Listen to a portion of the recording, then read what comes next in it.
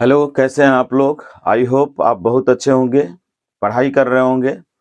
आइए आज हम रियल नंबर के एक्सरसाइज 1.1 न्यू एनसीईआरटी बुक के माध्यम से मैं सॉल्यूशन देने जा रहा हूं। यहाँ पर कह रहा है express each number as product of its prime factors.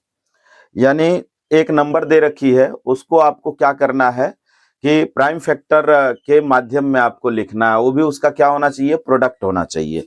तो प्रोडक्ट मतलब पता है आप लोगों को कि हम उसे मल्टीप्लाई के फॉर्म में लिखते हैं। अब यहाँ पर क्या होता है कि 140 140 है, तो 140 को आप क्या करो, यहाँ पर एलसीएम निकालो। 140 को जैसे ही एलसीएम निकालोगे तो ये 2 से डिवाइड करोगे तो ये 70 हो जाएगा, फिर 2 करोगे तो ये 35 हो जाएगा, फिर 7 से फिर 5 से कर लो तो ये 7 हो जाएगा। अब इसको आप क्या करोगे, प्राइम फैक्टराइजेशन के फॉर्म में लिखोगे तो ये हो जाएगा 140 इज इक्वल टू 1 2, यानी 2 के पावर 2 हो जाएगा, क्योंकि 2 का 2 मल्टीप्लाई नंबर है। तो यहाँ पे 2 के पावर 2 हो जाएगा, इनटू ये 5 हो जाएगा, और फिर ये आपका 7 हो जाएगा। अगला अगला क्वेश्चन देखते हैं। अगला क्वेश्चन आ रहा है आपका सेकंड नंबर है 156। 156 को क्या करोगे, प्राइम फैक्टर के टर्म में लिखोगे तो आपको क्या करना है, 156 यहाँ ले लेना है। 156 को 2 से डिवाइड करो तो यहाँ पर हो जाएगा 7 दूना 14 और 8 दूना 16। फिर यहाँ पे 2 ले लो, ये 3 दूना 6 हो जाएगा और 9 दूना 18 हो जाएगा। फिर आप 3 ले लो, 13 3 39 हो जाएगा। अब इसमें भी आप देख रहे हो कि 2 के कितने मल्टीप्लाई है, 2 टाइम्स मल्टीप्लाई है, तो 2 के पावर 2 हो जाएगा। अब यहाँ पर हो जाएगा आपका 2 के पावर 2 इंटू 3 और फिर इंटू 13 हो जाएगा।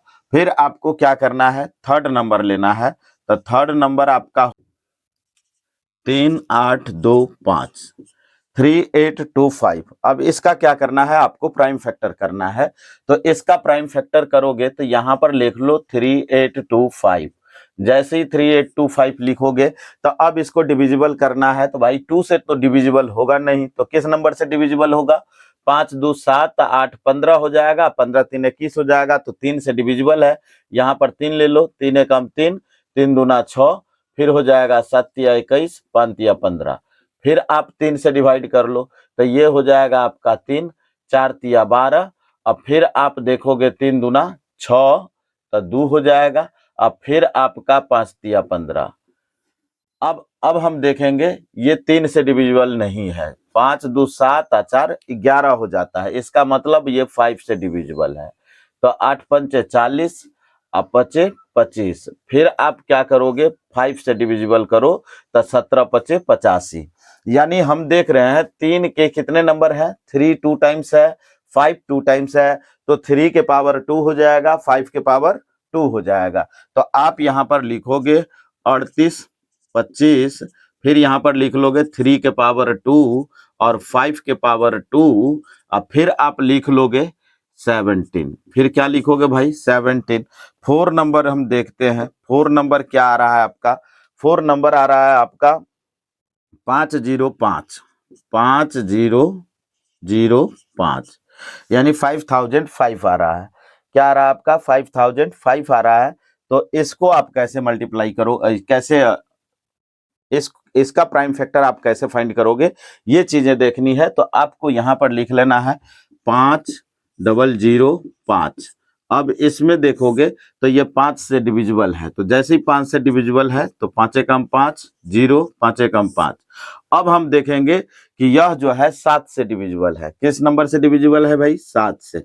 तो 7 एकम 7 हो जाएगा, 1001 को आप 7 से डिवाइड कर लो, 7 एकम 7, ये आएगा 3 0 7 चौक 28, ये कर लो 28, फिर आ जाएगा 2 और ये हो जाएगा 21, तो 7 तिया 21 हो जाएगा। अब आपको क्या करना है कि यहाँ पर 143 लिख देना है। फिर इसको किस चीज से डिवाइड करोगे, तो 7 और 4 कितना हो जाएगा, 4 3 7 1 8 हो जाएगा। ना 3 से डिविजिबल है ना 7 से डिविजिबल है, तो किस नंबर से डिविजिबल है? तो भाई यहाँ पर 11 कर लो, 11 कम 11 और फिर 11 तिया 33। अब आपको क्या करना है, इसमें कोई नंबर रिपीट नहीं हो रहा है। जब कोई नंबर रिपीट नहीं हो रहा है तो ऐसे प्रोडक्ट के फॉर्म में हम लिख देंगे। तो यहाँ पर हो जाएगा आपका 5005 इज इक्वल टू 5 गुने 7 गुने 11 गुने 13। ठीक है जी, ये हो गया। अब इसका 5वां नंबर क्वेश्चन है। 5वां नंबर क्वेश्चन क्या है, 7429। 7429। अब इसको आप कैसे डिवाइड करोगे, तो यहां पर है 7429, तो ये ले लीजिए आप 7429, यहां लिख लिए 7429। अब इसको किस नंबर से डिविजिबल करेंगे, अब इसको हम किस नंबर से डिविजिबल करेंगे, तो यहां पर हम डिवाइड करके देखेंगे 17 से। तो ये 17 कर लिए, यहां पर आप 74 यानी 7429 लिख लीजिए। इसको 17 से डिवाइड कीजिए, 17 तिया 51, 17 चौका 68, तो यहाँ पर 4 ले लो भाई, 68 हो जाएगा। अब 14 में से 8 जाएगा तो 6 हो जाएगा, 14 में से 6 8 जाएगा तो 6, ये कैंसिल हो जाएगा, 2 हो जाएगा। 17 तिया 51, तो ये हो जाएगा 51, 2 में से 1 जाएगा 1, 6 में से 5 जाएगा 1, ये बचेगा 9, तो 17 सत्ते 119 हो जाएगा। अब ये आपका कैंसिल हो जाएगा, बच जाएगा आपका यहाँ पे 437। जैसे ही 437 होगा तो अब इसे किस नंबर से डिवाइड करोगे भाई, तो 17 है, 18 से तो डिविजिबल होगा नहीं, तो आपको लगाना पड़ेगा 19 से। तो यहाँ पर आप कर लो 437। 437 जैसे ही करोगे तो 19 से डिवाइड करोगे तो 19 दूना 38 हो जाएगा, 38 ले लो। अब इसको आप क्या करोगे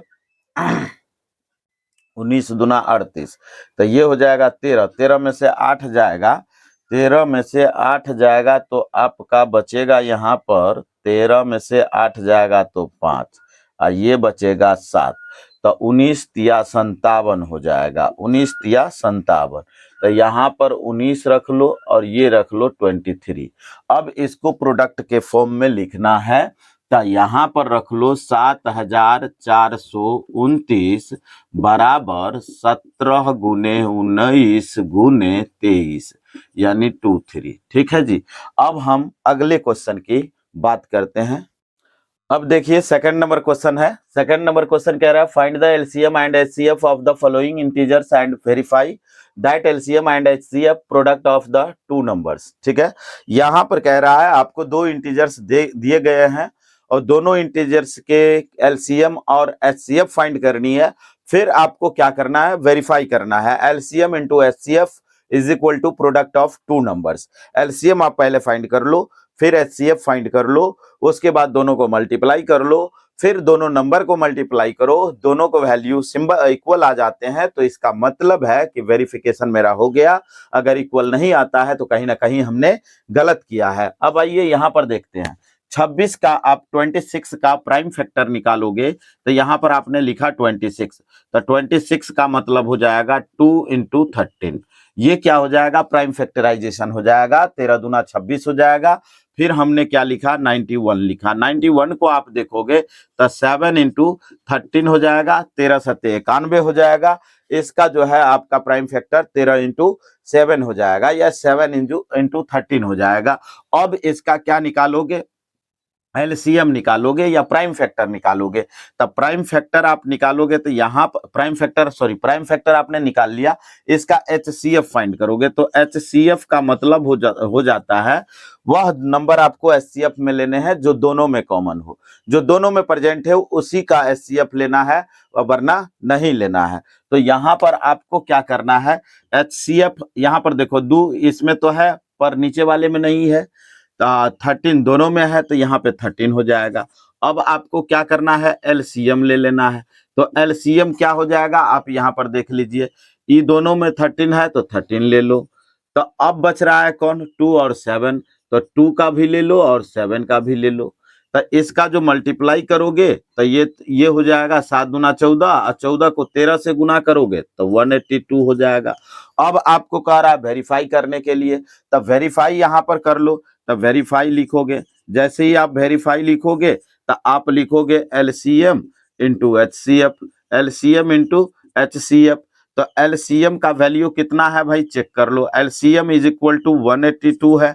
एचसीएफ कितना है जी, तो एचसीएफ है 13। इसको अब मल्टीप्लाई करो तो 13 दूना 26 हो जाएगा, 13 अठे 104 हो जाएगा, 104 में 2 जोड़ लो तो कितना हो जाएगा, 106 हो जाएगा। ये 6 आपको यहाँ पर फिर लिख लेना है। बच रहा है 10, तो 13 कम 13, 13 में आपने 10 ऐड किया तो 23 हो जाएगा। तो ये 2366 हो जाएगा।